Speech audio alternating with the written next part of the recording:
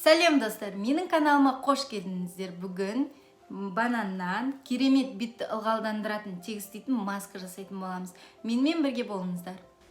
Бұл масканы жасау үшін бізге жұмыртқаның сарысы және банан керек. Бананның жартысын қолданамыз. Міне осылай бананның жартысын шанышқымен жақсылап ұсақтап каша түріне келтіріп аламыз. Жақсылап ұсақтаймыз.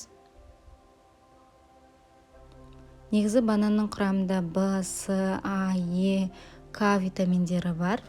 Ол беттің әдемі болып нәрленуіне, мимикалық әжімдердің кетуіне көмектеседі. Жұмыртқаның сарысын қосамыз. Екеуін бір келкі болғанша араластырамыз. Жұмыртқаның сарысы бетке таптырмайтын ингредиенттердің бірі болып табылады.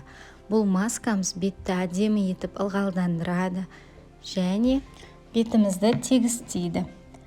Міне осылай бетіміздегі макияжымыздың барлығын кетіріп, жуылған тап-таза бетке жақсылап маскамызды жағып шығамыз. Масканың көлемі көп болғандықтан мойнымызға да әдемілеп жағамыз, маңдайымызға да жағамыз. Бетімізден сырғып түсіп кетпеу үшін жатып жаққан ыңғайлы болады. Және бұл масканы жасағаннан соң бір рет қана қолдану керек. Аптасына 2 рет немесе 1 рет жасап тұрған дұрыс. Жаныңызда әпкеңіз немесе мамаңыз болса, ол кісіге де жағып беріңіз. Беті әдемі болып, нәрленіп қалады. Міне осылай жағып болғаннан соң 15 минуттан соң бетімізді жуып тастаймыз. Міне қыздар, көріп тұрғандарыңыздай бетім жылтырап, әдем болып нәрленіп қалды. Және кішігірім әжімдерді, мимикалық әжімдерді кетіреді бұл маска. Сондықтан аптасына 2 рет жасап тұруға кеңес беремін.